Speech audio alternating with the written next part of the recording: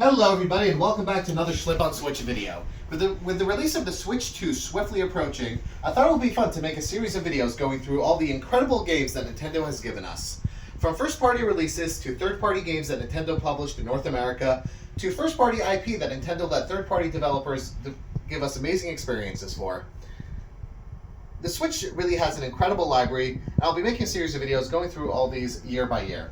This intro will be the same for all of them, so if you've already seen it, you can skip ahead, or you can watch it again, and each video will be linked in the description below, so subscribe, ring the bell for notification on future videos, and let's get started. I will be focusing only on the games, steelbooks, and the collector editions. While I do have a lot of amazing merchandise from a lot of incredible sources, I'll be only focusing on said products. So let's get started. Hello everybody and welcome back to part 4 of this series. 2020. What a year. What a year that was. Everybody's lives just went crazy in that year. It was not an easy year for anyone, but we had video games to help us a little bit. Okay, anyways, let's just talk about the good things, right? Which was video games.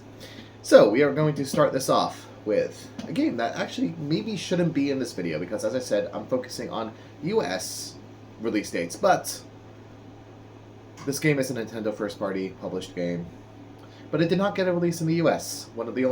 This is the only Nintendo published and Nintendo IP game that did not get a release in the US on January 3rd in Europe, because I'm going to go based on that, because I have a European copy, is Dr. Kawashima's Brain Training. This did release December 27th, 2019 in Japan, but since I have a European copy, that's the date I'm going to be going with.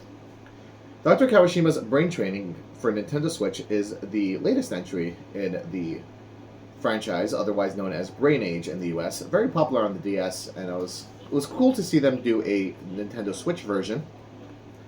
I did play a little bit of the DS and I wanted to play it. I didn't end up playing it too much on the Switch. I did play a bit. Down the back you see you have your Switch in portrait mode. And one cool thing about the physical is that it came with a stylus, which is nice. And also no inner artwork, which is not common for Nintendo games. But this is a Nintendo IP and Nintendo published, so I had to put it in this video. Next up, on January 17th, is one of my favorite Switch games, period. Tokyo Mirage Sessions Sharp FE Encore. This game is utter perfection. This is an expanded port of the Wii U game, and I was in the Nintendo store for the Direct that they announced this, and I was so excited. That was actually really fun. That was the only Direct I actually got to watch in the Nintendo New York store. This game is a alleged combination, alleged crossover between Shin Megami Tensei and Fire Emblem, but doesn't really follow much in that. It has some of the Fire Emblem characters and Shin Megami Tensei style combat, but it is so much fun. You play as a bunch of people with Japanese idols, performers, and you go into like mysterious worlds and fight demons and whatnot, and the combat is just so much fun. Turn-based combat with elemental things, and when you hit the right elements, your turns could just go on forever, and you have musical performances, special attacks in the middle of the combat. Just the style, the flash. This game did not have any English voice acting, so some people might not like that, but I had such a blast with this game. Just the combat and everything about it, the stylization, the music. I still listen to the songs from this game like every so often because I just love them, even if they're not in English. But this is a serious masterpiece of a game, and I wish we would get more because I love it. I just really, really, really, really love this game. Really, really fun.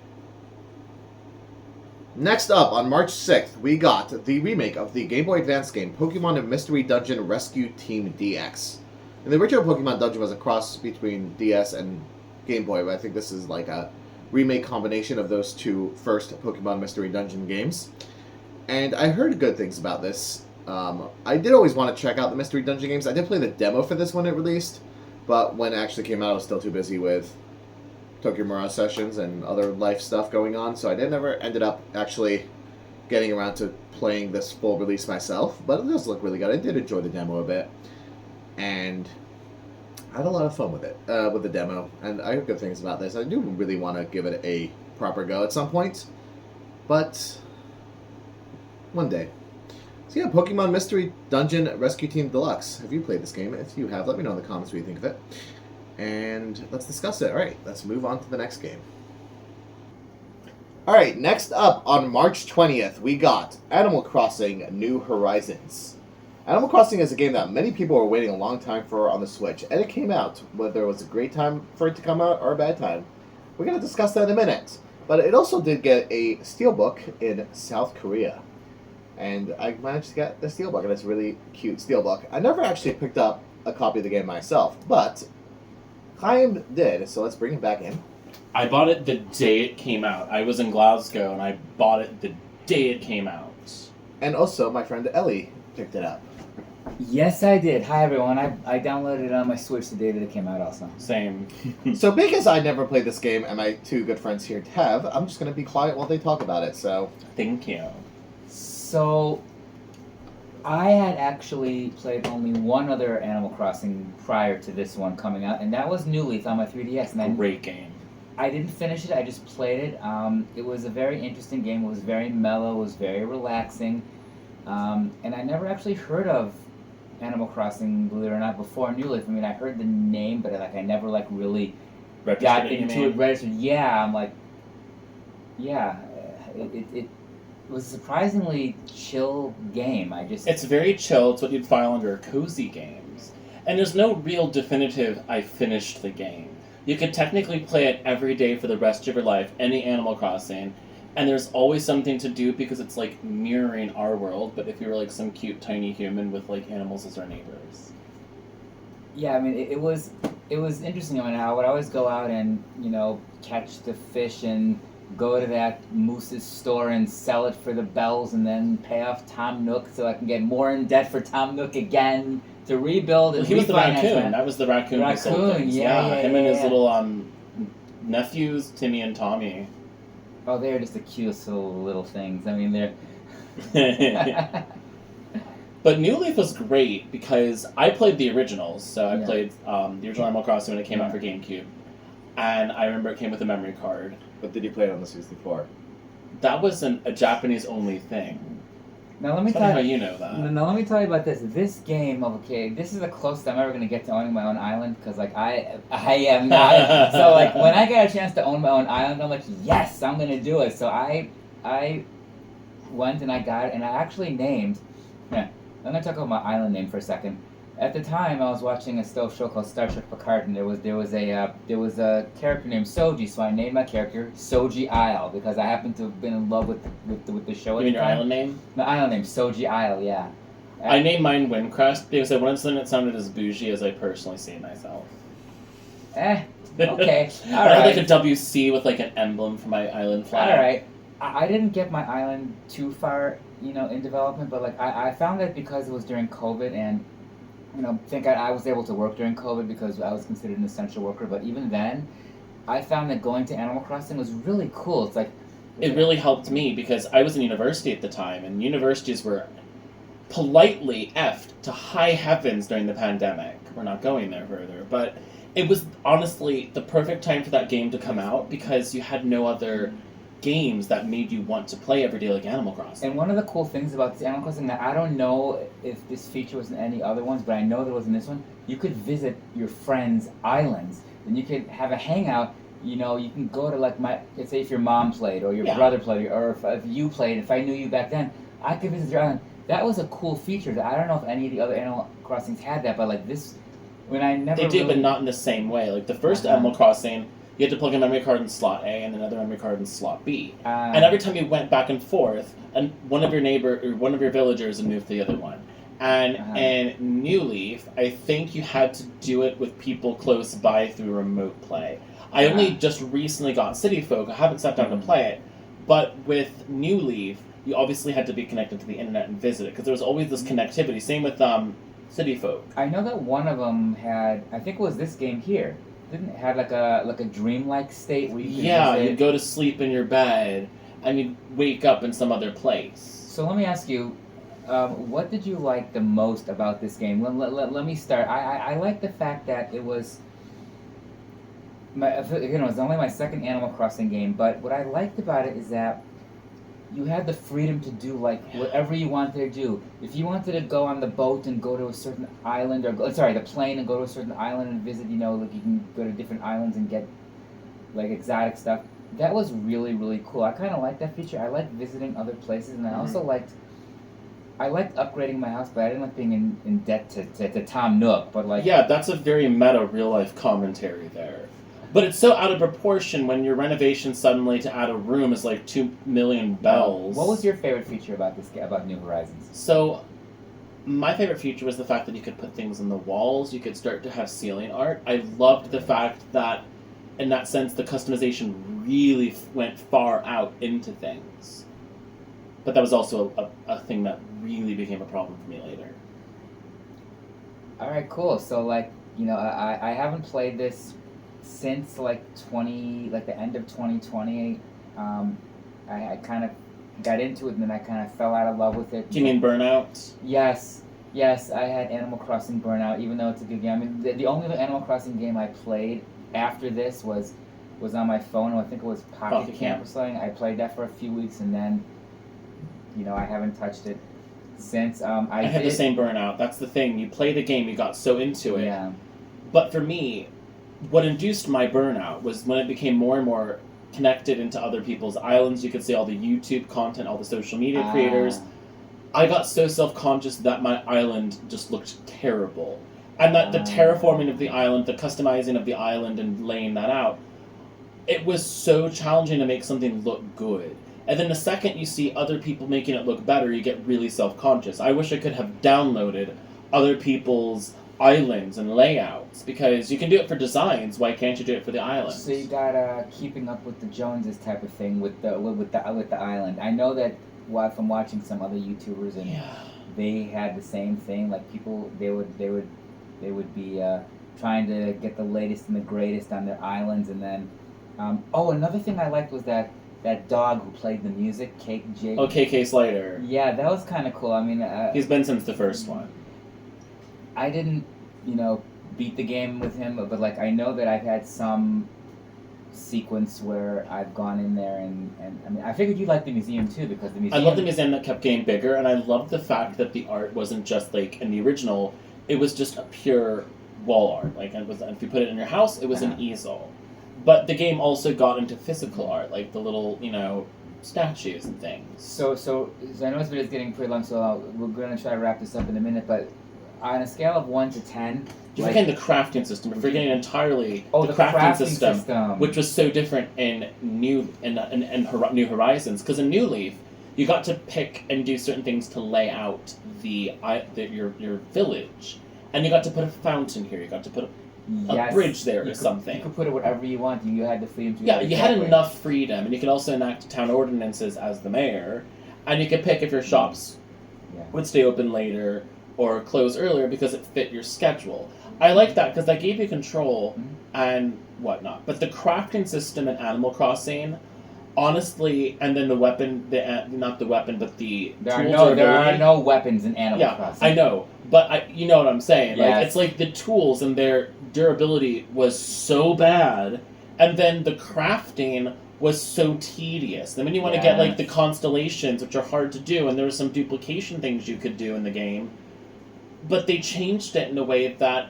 made it really hard. And it's the whole keeping up with the Joneses, as you'd said, that you don't have all the DIY recipes, and the fact that you couldn't get them from like more from the shop, and you had to go unlock them and other things. It's like it's so hard to unlock everything. It should have been, if you had to pay DLC, you should have been able to get all of the recipes. I never got a lot of the DIY. I mean, I didn't care much for the crafting. Just like I didn't care much for crafting in Tears of the Kingdom. Crafting is not my thing. But like, other than that, if I had to say one negative, it would be the crafting. But aside from that, as I said, it was a good game. I liked it. I played it for a certain amount of time during COVID, and on a scale of 1 to 10, I would give this, I'd say, if you like world building games. Okay, folks, if you like world building games using cute anthropomorphic animals, then this would be that definitely would be the game for you, because You know, it's chill, it's relaxing. You can go on your own schedule. You can get yelled at by the animals if you don't show up for a week. Trust me, you will. Like, where have you been? I've tested it out. They were meaner in the other game, and then of course you had Resetti. If you reset your system, the angry guy came out and he's like, he would be so angry, and he'd threaten to reset your game. And it kept getting worse every time you did it. Okay, I never made it that far. That was in the old game. But if you like this kind of game, go for it. I mean, if you've already played it and you know, continue playing it or start a new game or whatever. But 1 to 10, I'd say I'd give it about a 6 or 7 on the LE rating scale. Chaim, what would you give this game? I'm going to agree on this. I give it a 6. It would have been higher had the island customization been something that was easier done, that you could get like templates to follow, or like something that made it easy for you to have a nice looking island, because it gave too much control to you. And because of that, not everyone knows how to make things look nice. The older ones were so much better. And it's the nostalgia that made me immediately rush to go buy it, because I loved from the very first time I played on GameCube to my first DS game I bought, which was either Trace Memory or Animal Crossing Wild World. But I think that's what people, just a little last quickly, I think that's what people liked about this game, that it gave them full control. I mean, there are some people who like to have full control of their games, right? So they like to be able to put their house exactly here. They like to be able to build this here. They like to be able to put this bridge here. So I think that's... But you could do that in Sims 4 and all the other Sims, right? But in a better sense, because it was so much easier to make things look nice. Like, I could make a nice house in Sims. I could lay out in Sims 2 a nice neighborhood, because I could make that make sense, because there were pre-existing places that you did stuff in. This gives you so much control and a blank slate that it's so hard to make things look nice, and that second you see other people makes you feel like, I'm so terrible at this. And took away my enjoyment. I guess that's one of the downsides of the game. But yeah, anyway, Schlib, this was our commentary on the game. I mean, we both still think you should have played it, but you never did. Thank you, Chaim and Ellie, for making me, a little interested in trying this out. I'm not big into the crafting or building or make your own games. But that's my game right there. That's my physical game case. So let us know in the comments what you think of it. This definitely came out at a time that everyone's lives were majorly upended. And yeah, we're not talking about that on my end. I have nothing playing about. Yeah, so I hope it helped people through that time. So let us know in the comments what you thought of the game, and now we'll move on to the next one. Thanks. Huzzah. Next up, on May 29th, we got the remaster of Xenoblade Chronicles called Xenoblade Chronicles Definitive Edition. This is a European, technically, copy of the game, which I got in my collector edition, which I got from Australia with the help of a friend. And it came with a really, really nice steelbook for the game. Separately on the side in Korea, there was also a steelbook if you purchased the game there, so I also have that steelbook here. And also in Japan, in their collector edition, you had a soundtrack-sized steelbook, which I also managed to pick up. For the collector, the US, didn't really get a full collector edition, but they did get a nice box that just had an art book, just the game and an art book, no soundtrack, no steelbook, or anything else like that. Europe had the same collector edition as Australia. Australia does use the European cartridges. The only difference is that Europe had a vinyl soundtrack in it, and Australia had a CD soundtrack, and I opted to get the Australian one because I didn't want the vinyl soundtrack. I don't know what, I don't have a vinyl player, and that's what I decided. Now, this game initially released on the Jewish holiday of Shavuos that year, so I wasn't able to play it right when the game came out, but I did take off a day of work and got and played it the entire night after the holiday was over and the next day, and just had a great time playing it. Now, my first experience with Xenoblade Chronicles and the series as a general was I got this game on the 3DS port because I heard great things about it. This was before the Switch came out. I was still getting into video games more and trying out new things. And I played probably like 2 hours of the game, and I did not like the battle system. I did not know what I was doing. I did not like the way the game looked on 3DS, and I just got rid of my copy. But then when Xenoblade Chronicles 2 came out, I fell in love with the game and the series. And then I was actually at the Nintendo New York store when they had the Nintendo Direct where this game was announced, and we were going crazy there. And I'm so happy when I actually got my hands on the game. Now, before I talk too much about the game on my own, I'd like to welcome my friend Ellie to talk about this game with me. Hi, Ellie. Hi. Hey. How are you doing? Thank God, I'm doing good. So, Xenoblade Chronicles. Let me know briefly what you think about it, and then we'll discuss more. Absolutely. So, Xenoblade Chronicles Definitive Edition was my first Xenoblade Chronicles game that I played. I never played the 3DS version because I actually didn't know that it existed back then. So, since I'm into RPGs, I figured this would be a great game to get. I was absolutely blown away by the graphics, by the world, by the music, which I'll talk more about later, by the storyline. I thought this literally was a perfect 10 out of 10 game in terms of what I look for when I play a game. So I really, I have a lot of positive things to say about this game. So, yeah, Xenoblade, just being able to start this game with a fresh mind. And actually, when I got to the point in the 3DS where I was like, I'm done with this game, I realized it was only 2 hours into the game. I thought, like, maybe I could try it a little longer back then. I did hear about this game even before the 3DS with the Wii. I wasn't really so much into gaming, but I heard it existed. I never picked it up for the Wii, though. And even though I did get rid of my 3DS copy, I later did pick up both the Wii and the 3DS copies to have in my collection, but I did not play either of those versions, but at least I have them. Because my love for this game, just once I was able to get my hands on this, just was nuts. Being able to experience the full story, the redone visuals were just incredible. The quality of life updates that they added to the game after playing Xenoblade 2 and seeing like the quality of life updates they added to this game, I loved. I just loved some of that. Even when I played Xenoblade Chronicles 2, I didn't get as into all the side quests and all the side stuff that you could do as I could have. But in this one, I did as much as I could. I did not rush the story. I did every single side quest I found. I didn't use any guides to like find any hidden quests or missable quests, but I looked around every like new section of the game to see as many side quests as I could find, and I was just loved doing every single thing I could in this game, spending as much time with the characters, just grinding levels, playing around with all the systems, and just learning more about Xenoblade as a series and all the mechanics and stuff involved with it as I can. And the cast of characters in this game is just amazing. Oh, Shulk was one of my favorite characters. I loved my two favorite. So wait, Shulk, Alvis, or Dunban? Who's your favorite? Oh, that is a tough question. So, I happen to love the sassiness of Alvis a lot. I think it's a tie between Shulk and Alvis because Shulk was a very modest character, and Alvis is like this badass character. You know, just the way that he presented himself in the game, and the voice actor made it. Oh my word! Yeah, it's a tough call between those two.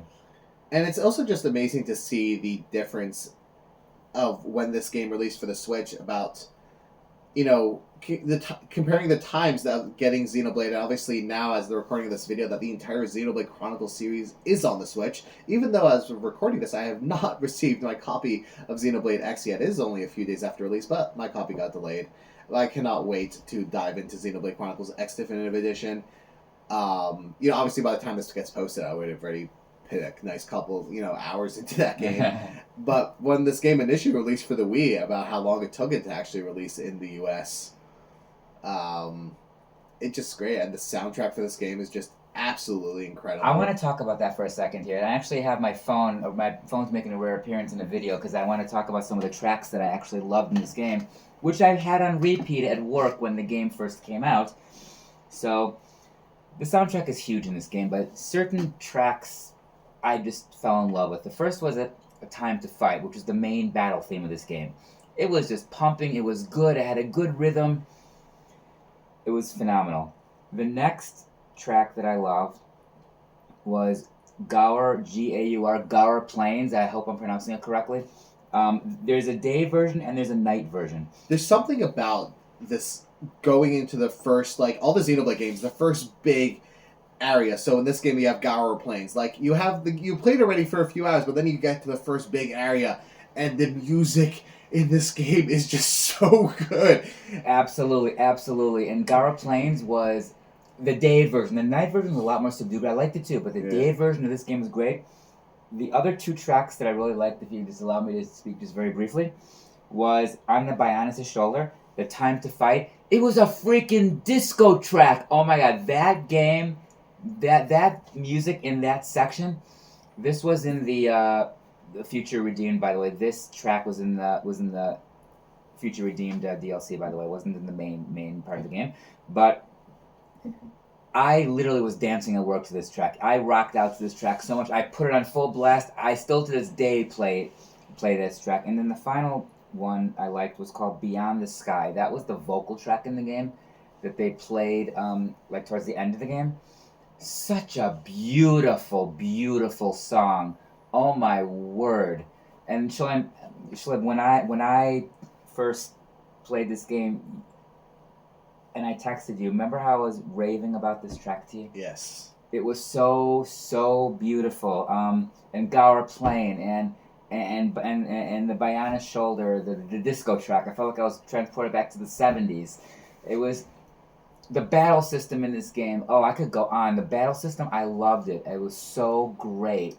The story, the character development, the interactions between the characters. It was just... So talking about the battle system, it was very interesting for me how, when I initially tried the game on 3DS, I had no idea what I was doing with the battle system. I could not understand it.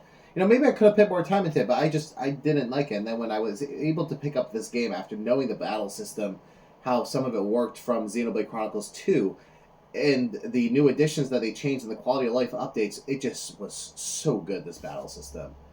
And I'm honest, even though I'd love to experience the game again on the 3DS and the Wii versions, just some of the quality of life improvements in this game just make me hesitant to do that. And as Ellie mentioned, which I was going to say later in the video, also with the Definitive Edition, for fans of the game previously, it was really cool to see that they added in a new epilogue where it was essentially a new game because it was like a separate section on the menu. It was set after the game and set as an epilogue, but it was something different. And I'm gonna have to stop this because someone's ringing my door. So this was fun talking about it. Let me know in the comments what you think of this video. And yeah, bye. Next up, on June 5th, we got Clubhouse Games, 51 Worldwide Games. This is a continuation of a DS game that was also called Clubhouse Games. I forgot what the number of that was. But here we got 51 worldwide games, from old favorites to new discoveries. So there's a bunch of different board games that you can play in multiple different modes with different people. And, this is the first part of the series that I'm actually recording after the Switch 2 has probably been revealed, after that Switch 2 Direct. So it's cool to see that this is one of the games that you can essentially do the continuation to DS download play, where you can play with, if every friend could use their own system, even if they only have one game. You don't have to do split screen. So that's really cool that they're doing that. This looks fun. I did play around with this a little bit, but not too much. And it is something I want to, it's fun. There's fun games here. So if I ever, need some good games to play with a friend, definitely something I would revisit. So Clubhouse Games, 51 worldwide games. Have you played this? If you have, let me know in the comments, and let's discuss it. Alright, now moving on to the next one. Next up, on July 17th, we got the new Paper Mario game with Paper Mario the Origami King. I was really, really, really excited when this one came out, because my only experience with the Paper Mario series was I had Paper Mario the Thousand Year Door, the GameCube version, which I played on my Wii. I never finished that, but I absolutely loved it, but we'll talk about that later, thankfully. And I also borrowed Super Paper Mario from a friend when I was younger and played that, but I never finished that one either. But with Paper Mario the Origami King coming out, I was really excited to see how this would expand the series. And I did get it at launch, and I had a lot of fun playing it. The world was cool, and the battle system was interesting. But before I talk about it too much, let's bring in my good friend Chaim. Let's talk about how that battle system sucked. Let's go on. So, the Origami King with it looked beautiful on the Switch. I was excited that hopefully the partners were going to be back, but they were not. They were not back. And that sucked. We only had them for limited times. And they had no depth. I did love the origami aspect of it, and that was way too gimmicky. I know we have a lot of varying opinions on this game, so this is gonna be fun. Oh yeah. Okay, the battle system sucked. But it wasn't as flat out insulting as Sticker Star, which was one of the most insulting games I have ever played that Nintendo has ever made. And if you're watching this, I was so insulted by this. Do not ever reprint that game ever again. Sticker Star HD coming soon for the Nintendo Switch 2. Do not make me use this. Hey, my least favorite 3DS game is also getting a remake for the Switch 2, and we'll talk about that You later. have to play it. You have to be subjected to it. I will tie your hands to your 3DS and make you play it. I will not. Origami King, it literally looked great on paper. Legitimately looked great on paper. But Nintendo is so obsessed with the idea that it has to be paper, that everything has to be paper. And that's what I loved about Paper Mario and Paper Mario Thousand Year Door, because they got the assignment right. The characters are paper sprites, basically, and a 3D world, you know. And then there was Super, which was not great, but it was not the worst game I've ever played that Nintendo has made. That is still taken by a Sticker Star. So the battle system here pits you in the middle of a circle arena where you have all the enemies in the outer circles, and you have to turn those circles around to... And that was stupid. Pit the enemies in certain formations to make it easier to defeat. I guess, as I will say, it's stupid. Thankfully, this game gave you a lot of coins, which you were able to throw at Toads in the battle, which I ended up doing. There were too many Toads in this game. Later game. Yes, there were too many. There were way too many Toads because after Thousand Year Door, you had all the NPCs looking the same. Toads could have personality. They had, like, names. They had, like, different clothes. They were different colors. They looked fun. And then when you got the insulting game, Sticker Star, every Toad looked the same. And this game, having to find Toads as a quote-unquote achievement-like situation was triggering. Because it's like Nintendo isn't even trying to be original. I found it really fun when you got to the bosses, how it flipped the battle system around, where now the boss was in the middle of the arena and you were in the outer circles and had to manipulate the circles to help you get to the boss. Okay, that was slightly less insulting, but it still wasn't great because it was so frustrating. And I found a lot of the bosses being, like, office supplies, like staplers, pencil cases, tape. I found that cute. And it was just an interesting take on, like, expanding the paper universe with, like, different office supplies. What was the boss that was in the Asian Shogun Studio thingy? I don't remember. Was that the rubber band? I don't remember which one was which. Whatever one that was so witty. And then you had the hole puncher and the desert with that weird disco section. That is, like, nightmare fuel. Like... When you go back to the partners, because I've now finally had time to process the partners once again, they put partners in, but it was a half-baked idea that was like a rough draft. It's like, oh, here's a partner. Oh, they occasionally walk into battle and do something. It's like Paper Mario had partners. Even in Super Paper Mario, you had partners that kind of did something. And here, it was just Mario, so it felt like Mario was lacking in the way that Mario RPG wasn't, which did come out eventually. The final boss of this game, spoiler alert, I'm not going to describe it, but that final boss made me so mad that eventually I was just like, I'm not even trying anymore until this boss just gets easier. When you have to rotate the circles to picture puzzle with such a limited amount of time, at one point, I was just like, got too frustrated. Eventually, I just, like, let it just make it easier. That battle was so frustrating, and it was, the thing is, the game handled the story so badly. It's like halfway through the game or 3/4 in, it's like, oh wait, there's something story related here. Like, this game lacked a story, whereas Super Paper Mario had an actual bona fide story that was so in-depth, and that's why the game is such a great game, even though it's not a great Paper Mario game. This had a great visual, it had great sound, it had great visual, but the game was not great in physical, but it looked great on paper, so, as I say. At least the music and the visuals here were great, and the writing was decent, but overall, I liked the game. I am not as much. I give the game, if I'm giving it a letter grade, with F being the absolute abysmal, although if you're in the UK, you could technically use H, it's somewhere between, like, G and, like, a C- for me. Because in so many aspects, I liked that it gave us something on the Switch, but it felt so gimmicky. It felt like they haven't learned from Sticker Star or the abysmal Color Splash, which was on Wii U, which I have not played, but have seen countless hours of footage of. It did not improve on that so much. And I'm so thankful Thousand Year Door came back, because finally I got to play something that was quality. And we'll talk about that later.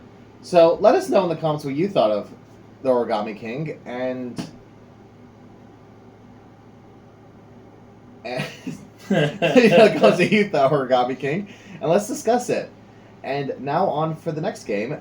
On September 18th, we got the incredible Super Mario 3D All-Stars, with bringing 3 amazing 3D Mario games. 2 of the best Mario games I've ever played. Ported to the Switch with Super Mario 64 from the Nintendo 64, Super Mario Sunshine from the GameCube, and the best Mario game to ever exist, Super Mario Galaxy from the Wii. It's an okay game. It is a perfect game. Mario so here's Sunshine. how we're going to do this. This is 3 games, one ported. I dabbled a little bit in 64 on the DS, a little bit on emulators. I never was enamored with it. Super Mario Sunshine I never played until this release, and Galaxy I absolutely loved on the Wii. So let's talk about this one game at a time, with Chaim, who is a massive fan of 64 and Sunshine. So 64... That was the first game that I ever legitimately owned. Like, I got, like, one Christmas, you know, I got Mario 64 with my N64, and I remember it was, like, the most incredible experience, because 3D games were so new in the 90s and 96 when that came out. It was amazing getting to see a game that was so well put together, and all these years later arguably holds up. And so many 3D games since this, same with Zelda, Ocarina of Time, the games today, and Banjo-Kazooie, all of the 3D games today owe their development to these games here. Mario 64 had such a great story in the sense that Peach is writing you a letter. She's like, I baked a cake for you. It's your birthday or my birthday. I can't remember. But it was so charming because you had Leslie Swan, one of the localizations of Nintendo, who voiced Peach. If you didn't know that, I didn't know that one. Yeah, I think she was in that game. And then you had like the iconic sequence coming out of the warp pipe and seeing Peach's castle like from the air from Lakitu with the camera. It was just amazing. And then suddenly, you got to move around on your own again after that. And then you went in and you had Bowser's laugh as he's like, no one's home, just turn back. It was so amazing that the world got bigger and bigger as you went further and further. I love the fact that you could replay certain stars, although the one that was the weirdest was you had Bowser's Secret Sub and Dire Dire Docks, which after you beat it never came back, which is really weird. I mean, that's obviously probably something in the Super Mario 64 iceberg, like the statue in the courtyard, which has some date that we've all thought meant like Luigi's Mansion this or something, but that game gave you so many varieties of worlds. Like, you had like an official lava world, you had like a couple ice worlds, you had like an ocean type world, you had like a general world, like a ground one, you had like in the courtyard you had to beat that one boo to get into the haunted mansion, which is like this like meta commentary on life, that here's this spooky little mansion and this case, and you're in there and you get Big Boo, who you have to fight as the boss like twice, and there's all these little things in there, like that Nightmare Pasta piano that's like chomping at you.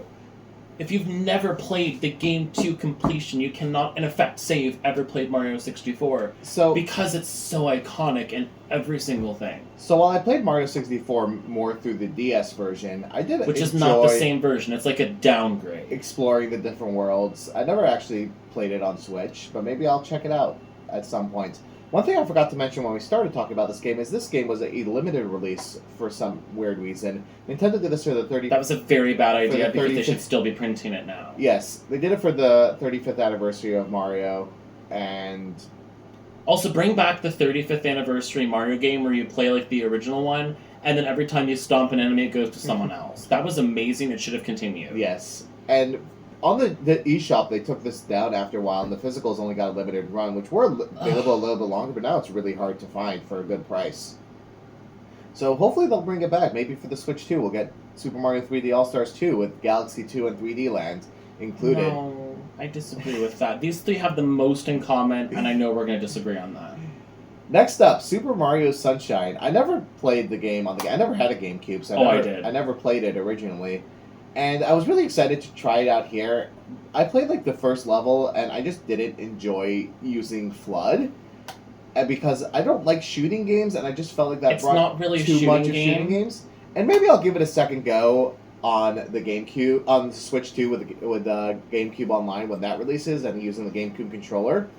But I don't know if I will. But Chaim is a big fan, so let's hear from him. I loved this even more than I loved Mario 64. And I'm just going to once again remind you that you love Mario Galaxy so much, and if it was not for the physics of this game, however flawed they were in the engineering of this game, that game would never exist, because that built the stepping stone with the way they had the model, and from the square to the cylinder of Mario, that's how they got the physics ready for Mario Galaxy. It's a friendly little reminder if you didn't know that yet.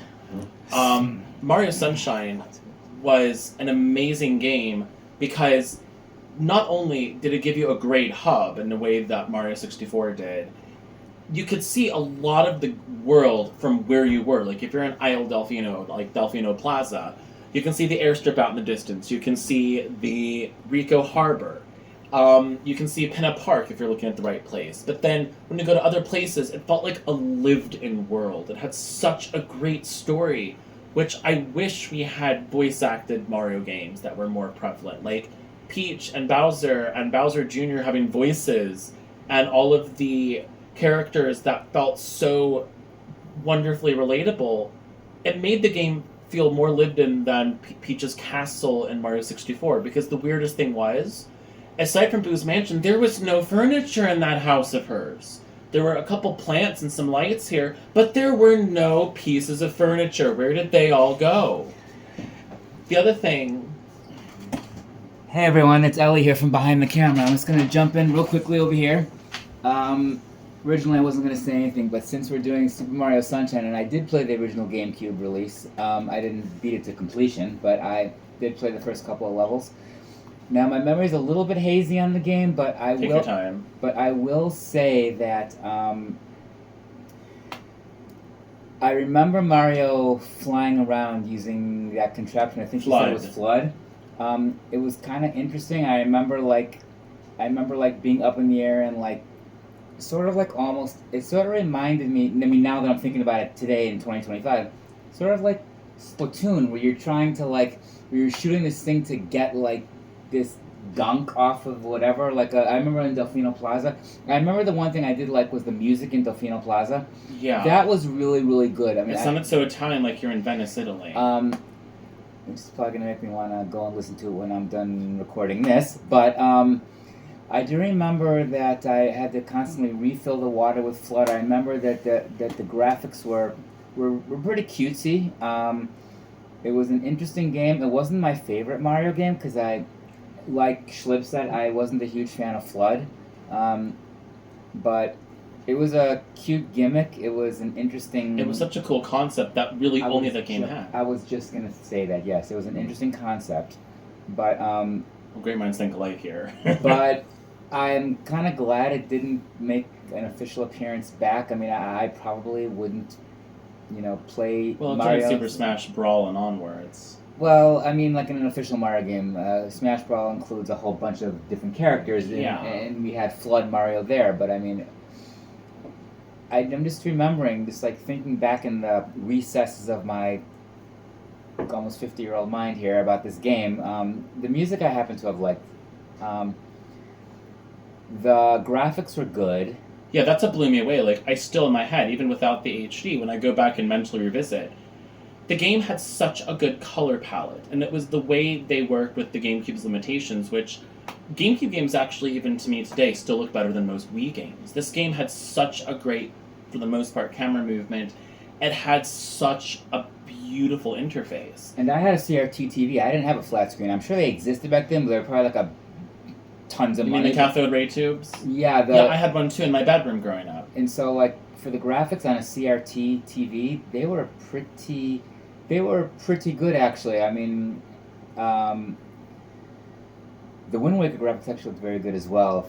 Oh my god! Don't even get me started. That was amazing. But we're not talking about Wind Waker. We're talking about Super Mario 3D also. Anyways, that was my little piece. I'm gonna jump back behind the camera. But anyways, I'll talk to you guys later. Schlib, Chaim, take it away.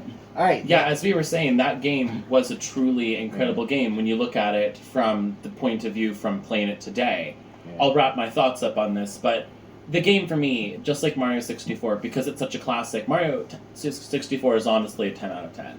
If we want to nitpick, maybe a 9.5. Mario Sunshine, despite the hate that for some reason it has had in recent years, for me is a solid 10 out of 10, because it felt so interconnected.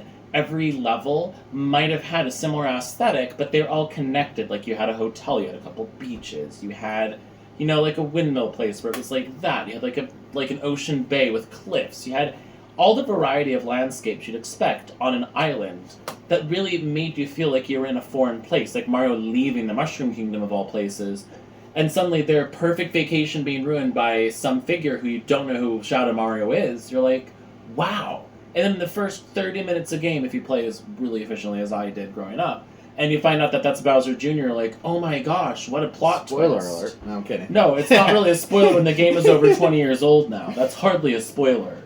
Yeah. But if you're a new gamer, this game gave you a chance, if you did not grow up in the 90s or early 2000s, to have a chance to play games that are considered classics today by many of us. All right, next up with Super Mario Galaxy. This game is one of my favorite games. And I played it when I was younger on the Wii, and I loved it. I never, completed the game, but I did finish the main story. I loved that final. Define completed. I never got all the stars. Yeah, I didn't either, but that's not what I call completed, really. I loved all the levels and all the worlds, and the final boss just blew me away, and the music and the visuals. And then getting it again for the Switch just made me so happy, and seeing him on the Switch screen, being able to play this game in handheld, and the visuals just were perfection, and I loved every single second. And that's your 10 out of 10, isn't it? It's my 10 out of 10. And also, with the Switch release, I had the opportunity to go in and actually get all 120 stars with Mario. And then a few months later, I did all 120 stars with Luigi, and then the 241st and 2nd stars that you were able to get after all of that. They're just playing this game to perfection. This game is just... I'm not a completionist. I generally don't complete games, but this game made me want to complete it. And that does not happen often. All the levels in this game are just so good. The music, the orchestral music was just phenomenal. They had a great sound. Like, the people who wrote the orchestrations had done such a great job of writing music that fit each level, and some of the songs really being reactive songs, like when you're rolling down on the little ball with the star in it, or when you're on the races. All of those had music that reacted to where you were. So, Ellie jumping in here from behind the camera. Guys, question from the gallery here. What is your favorite track of music in each of those in Galaxy? For me, it happened to be Gusto Galaxy because I played... Gusty. Gusty Galaxy, thank you. I always get that name wrong. I happen to like that because it's got a very upbeat track. It's got an upbeat sound. I've actually played it on repeat a lot at work just when I'm very busy. So that's my favorite. What are your favorite tracks? I love listening to the Galaxy soundtrack on the Nintendo Music app. Oh yeah. And also with the Switch release, I found just all the motion control levels and all the...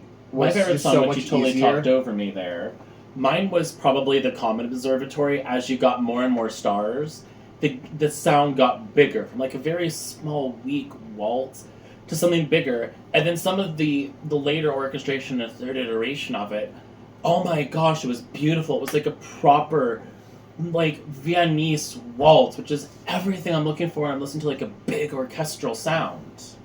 And so I was saying, with the motion controls, I found a lot easier to get through those levels on the Switch, and especially all the slingshots, that parts where you have to use the slingshot motion controls.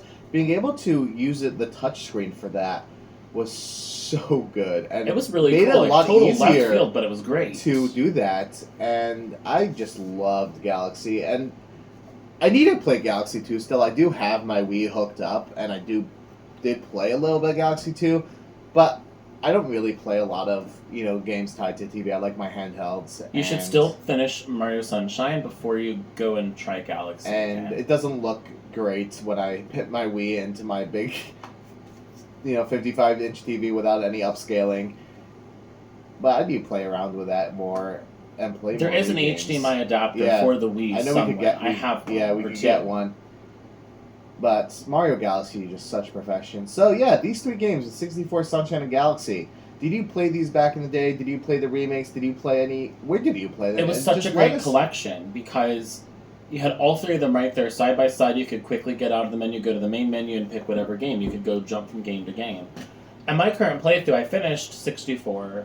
I'm trying to finish Sunshine, but I slow play games. So while I might have technically cheated on the other one, playing Mario Galaxy, just to see the visuals again, I love the fact that all 3 of them are right there in one place. I might replay Galaxy on the Switch too, just for the fun of it. Again, you should really replay Mario Sunshine and actually finish it. I'm gonna wait for that to come out on the Nintendo's GameCube Classics. Is it out when it comes on first day? No, it's not first day. That's ridiculous. All right, so let's discuss this in the comments, and let's move on to the next game. All right, next up on October 10th, we got the physical release for Cadence of Hyrule: Crypt of the Necrodancer, featuring The Legend of Zelda. This was a really cool release as it gave a popular indie game the license to use the Nintendo characters and make a Nintendo-themed game using the Zelda. It was really cool that Nintendo allowed an indie dev to do this because it was really, really awesome seeing them branch out like that. Unfortunately, we didn't get more in the Switch of like indie games using Nintendo IP, but it was really cool to have this one. Now, the digital version of this game initially launched June 13th, 2019, but the physical release with the DLC included, as I said, October 10th, 2020. Now, I haven't actually played this one, but I did play the original Crypt of the Necrodancer, and it's a lot of fun. And I do want to get to this and play it with like in Hyrule with Nintendo music and see how that plays out. Even with the Zelda music, but it does look like a really fun game. So let me know in the comments if you played this and let's discuss it. Next up on October 16th, we have. Wait, I don't have it, but Nintendo gave us Mario Kart Live, which I wasn't sure if I should even include this in this video as it's not really a proper Switch game. It's more of like an accessory that you use with the Switch, but it's really cool that they had a RC car Mario Kart that had elements of it that you could do on screen with a Switch. I was thinking if I should pick it up. I never ended up picking it up. I was thinking of maybe picking up specifically for this video, but I decided not to. But that's what Nintendo gave us on October 16th. Kind of cool for the Mario Kart franchise. And I cannot wait to play Mario Kart World again. I did try it out already, and it's awesome. It is really awesome. I can't wait for the full release with the Switch too. All right, next up on October 30th, we got Pikmin 3 Deluxe, another Wii U port to the Switch, bringing the popular Pikmin franchise to the Switch. And I heard good things about Pikmin. I never actually gave it a try myself, but maybe I will one day. But Pikmin 3. If you played it, let me know in the comments, because I did hear good things. Alright, and let's move on to the next game, which is... Honestly, 2020 had some good games, even though it was a bad year. But the next game is a good one. So I'm going to put this down and let's move on to that. Next up on November 20th, we got the absolutely incredible Hyrule Warriors Age of Calamity. After a year with some incredible releases, this wasn't the last game of the year, but getting close to the end of the year with this fantastic next entry in the Hyrule Warriors series, focused specifically as a prequel and the specific universe of Breath of the Wild. This game was an absolute treat. And while it did get a collector edition in Japan, the US and Europe did not get a collector edition. And I only got the standard edition for this game. So, to talk about this game, let's bring in Cheyenne. Oh my god, I love my Zelda games. You have no idea. So, as I mentioned in previous videos, I didn't play a lot of previous Zelda games before the Switch. And you need to change that now. I loved Hyrule Warriors Definitive Edition on the Switch without knowing much about the universe of those characters. That game would mean so much more had you played those other games, I can tell you that right now. And after loving Breath of the Wild, having a Hyrule Warriors centered on that universe was just fantastic. This game was like the redemption arc for a game that I thought as a Zelda game was a beautiful disappointment. Like a disappointing masterpiece. And this game I did not finish it because, again, I slow play games because sometimes I can't focus on a game. This one did a lot better job than Breath and Tears. This gave us so much more depth. It gave us an actual story that made sense. That was a total treat after playing Breath of the Wild. Hey everyone, LA jumping in from behind the camera here. Would you mind if I join you guys on a discussion of this game? Always. So, I actually bought this in physical form because I happened to, as you guys know from the last video I was in for Breath of the Wild, I happened to have really, really enjoyed that game. So I figured I would try this. Now this is a new genre for me because I think it's like a slasher, right? It's or like a button masher. What's it? Muso is like the official term. Where it's So what do like we call that in English for those of us that don't speak Japanese? It's like a hack and slash. Yeah, hack and slash. I love a good hack and slash. So this was my first, how shall I put it, foray into this genre, and I found it, how shall I put it, interesting.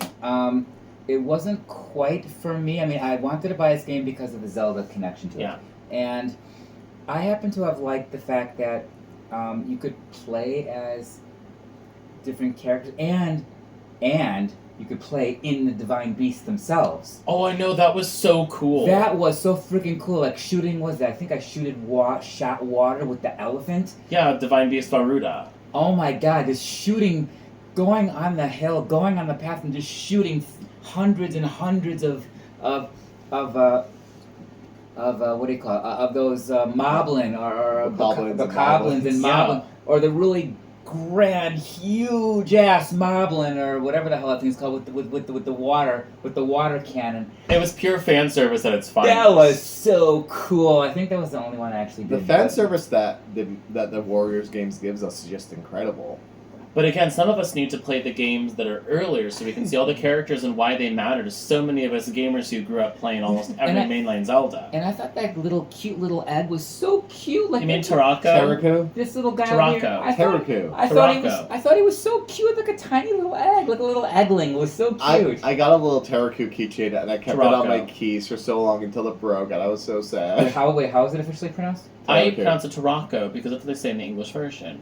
I remember them saying No, they did not say that. What planet were you on? I don't know. Taraku, tomato. Okay, next. You say potato, I say vodka. So I loved the combat in this of the Warriors games in this game, especially using all the different Zelda games. I was kind of sad that it didn't have breakable weapons because I loved that. No, I'm kidding. Okay? Oh no, I loved that. I hated that. I hated that with a passion. So much. Oh my god, it's 2 against 1, Flip. Sorry, you are overruled on this one. But the fact that you could collaborate with the heroes, the champions, was so cool because you got to play alongside people who were there during the Great Calamity and all of that. So I'm not going to say I loved the game entirely because I obviously haven't finished it. But what I really wanted was I wanted this to be a dark story where Breath of the Wild was because everything failed 100 years ago. I don't necessarily like the idea that this now, as a spin-off, creates now basically a parallel world where all of these characters that we loved lived. Because that's what was heartbreaking about Breath of the Wild, was some of these characters like Mifa, who I still totally ship with Link, because she was amazing for Link. I loved that for him. Wasn't this game supposed to be leading up to the age? Yeah. Up to Calamity. That's why it's called Age of Calamity. As a spoiler alert, because it was already spoiled if you haven't played the story, this was advertised as a prequel to Breath of the Wild, but really the wasn't. ending of the main story of this game made it into a parallel universe. Which is so uncool, in my opinion. Now, I didn't finish the game, but it looked to me like it was... I didn't feel that it was a parallel universe. Now, then I'm not good at sensing these things, but I felt that it was the story leading up to the Calamity, just like the new game that's going to be coming out, Age of Imprisonment, is going to be... that's going to make so much more sense, because during that we know what happened in the past from Tears during of the that Kingdom. Switch 2 Direct, when they said they're going to introduce a game developed with one of their partners, and I saw that Koei Tecmo logo, I was so excited. I almost threw the remote across the room. As soon as I just saw that Koei Tecmo, I'm like, it's another Warriors game! And it's so wrong to look at as a Warriors game. I look at it as a Zelda game, because team is collaborating with them. didn't know if they were going to do a new Zelda Hyrule Warriors or if they were going to do a new franchise, because we have the Hyrule Warriors and we have the Fire Emblem Warriors. I was right when I thought in my head, I didn't talk about it, but my assumption was, going into Switch 2, I guarantee you that they were not going to have a new Zelda for this year. Now- or maybe even next year. But this coming out makes the most sense because Yeah. they technically released Now, a Zelda game this what year. we have to see is the Age of Calamity.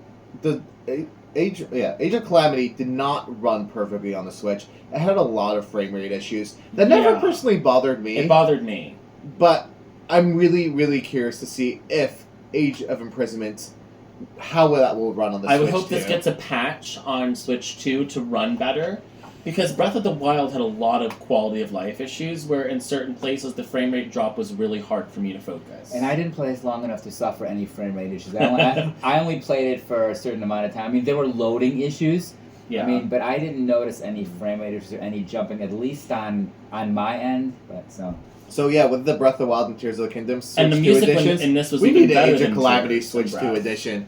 The music was amazing. Koei Tecmo just made an incredible product with this, and I didn't know what I was going to do because Hyrule Warriors had Definitive Edition had an insane amount of content, but Age of Calamity had a much smaller amount of content. Because it's focusing on a story. And Definitive Edition Hyrule Warriors isn't really a game in the sense that it's got a plot connected to another game. It's a spin-off of a spin-off, like an idea. So it did have a lot less content, but it was way more focused, and I actually did 100% this game. Did everything this game had to offer. Every character in the game leveled up to the max. I had an absolute blast doing that, and I actually ended up pre-ordering the DLC for the game, which I don't usually do, but I never ended up playing it. So you have an assignment So that is another thing I do have to get back to. how would you rate this game 1 to 10? 10 out of 10. I would give this a 10 out of 10, but I love the fact that even though I haven't finished it, I love what they're doing because they're giving us lore that was only hinted at in Breath of the Wild, and they're giving us that story that makes Breath of the Wild an almost forgivable mistake. For the amount of time that I played this, I didn't play much past, going that with the elephant died. Varuta. Varuta. I would say for the amount of time that I played it, the story I'd give a 10 out of 10. The music, I don't remember the music. The battle system, I mean, I played that during the time when I was stressed at work, so I gave that 10 out of 10. I was attacking and Yeah, a slashing good hack and everything in the slash path is of the so word. relaxing. So, that really calmed me down a little bit. Getting to play as all the characters was just so much fun. Especially there was one level where I played as Rivali and complete the level in like 30 seconds to get a lot of rubies. I played that level like 300 times. Going to work on the subway, I'm like, I do okay, like 15 minutes on the train, I could do this level like 20 times. Like, So who was your go-to character whenever you could pick a character? I always switch between a lot of characters. Yeah, but if you have to pick, who's your main go-to? For me, mine is definitely Mifa because I just love some Mifa. I did like Rivali and Sidon a lot.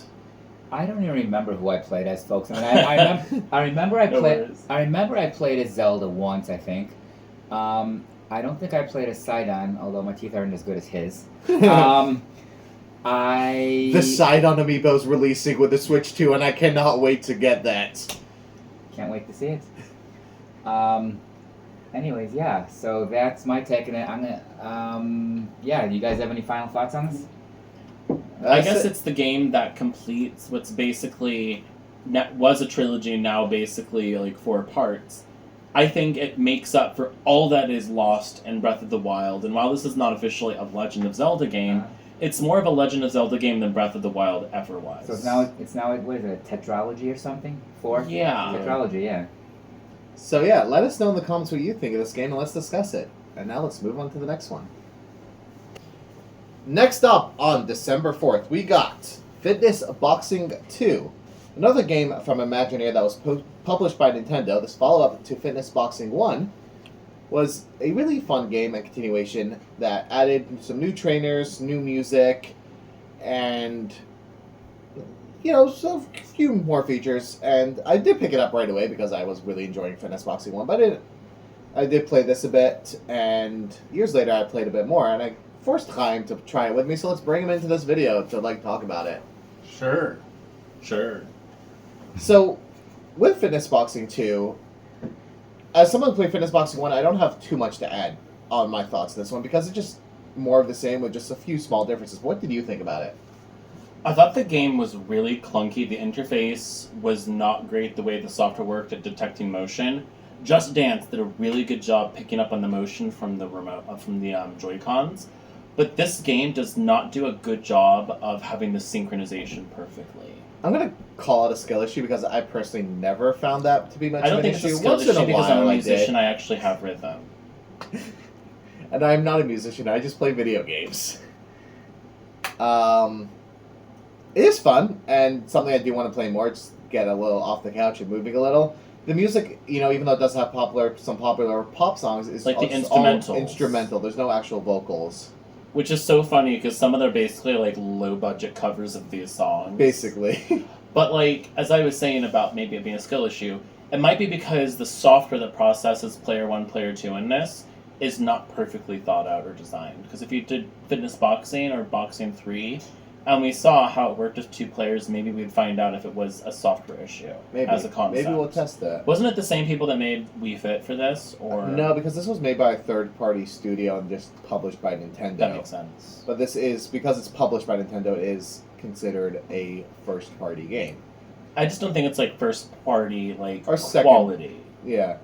Like it's definitely not the quality that Ring Fit Adventure is. Yeah, it definitely is not. And you can definitely tell it in the way the game has the interfaces. Yeah. So Fitness Boxing 2, Rhythm and Exercise. Let us know in the comments if you played this game and what you think of it. Did you break a sweat while you played it? I did sometimes.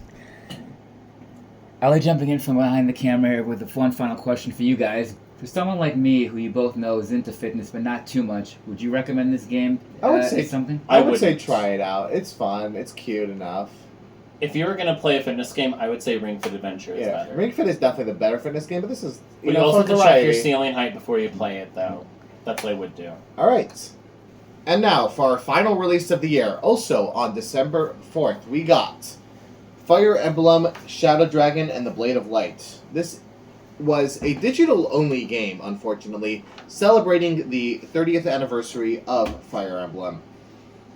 Now, they did make this really beautiful collector edition for the game with some other items celebrating 30 years of Fire Emblem, but the actual game, which was a port of the NES original first Fire Emblem game, I can't remember exactly, but I think this was the first time it was available. Yeah, no, this was the first time this version of the game was available in English, because the first Fire Emblem to come out in English was on the Game Boy Advance. So this was just a straight-up port of the NES version with maybe a few things, but it was only available on the eShop for a limited edition, and the collector edition was really hard to find. It did come with some really cool items, but the actual game was just a digital download code, but I'm still showing it off in this video because we did get a really nice box. Now, as a newer fan of the Fire Emblem games, I was curious, but I never ended up actually trying it. I was nervous about the early ones because I like my casual mode. I'm not great at video games. It's just but it was really cool, and I hope for fans of the series that they actually liked it. So yeah, let me know in the comments what you think of Fire Emblem, Shadow Dragon, and the Blade of Light. And thank you for watching to the end of 2020's Switch First Party Games. There was a lot of interesting games this year, and this year was definitely one that was not a great year for the world. But for video games, we got some good stuff. So before we end the video, it's Ellie jumping in from behind the camera. I want to ask one quick question to you, Slib. Out of all the games that you reviewed for 2020, what was your favorite game that you played, and why? Tokyo Mirage Session Sharp FE. Why? What was so good about the game? The charm, the music, the battles, just everything about that game was so much fun. And a fun fact about that game, there was one day when I was at work with an 8.5-hour shift, I logged in over 5 hours of that game. That was a ridiculous day. And something I never repeated, but I did that then. Sounds like you had a great time over there, Slib. That's I awesome. did get everything I was supposed to do that day at work done. Don't worry. I did not slack on my job. I just had a lot of downtime that day. As someone whose job is very daily focused without much prep work. But yeah, let me know in the comments what your favorite game from 2020 was. Whether it was a game that we mentioned in this video or something else, a third party on the Switch, different platform, I don't care. Let's just talk about your favorite video games from 2020. Age of Calamity was the single-handed best game of 2020. That's why the opinions matter. Ellie, what was your favorite game of 2020? I'm gonna say I don't know. I liked Animal Crossing, but and I thought Age of Calamity was okay, but I think Animal Crossing I liked a little bit better. Not Xenoblade Chronicles Definitive Edition? Oh, that came out 2020? Yes. We're not recording all these on the same day, so... Yes, sorry, yes. Thank you, Flip. Yes, Xenoblade Chronicles Definitive Edition was hands down, my favorite game of 2020. This is what happens when you just film different parts at different times and don't remember what's being done that when. So yeah, 2020. Next up, 2021. So stay tuned for more. Let us know in the comments. Like, subscribe, ring the bell for notification on future videos. Share with your friends. And have a great day. Thank you so much for watching. Bye. Bye, folks. See you next year.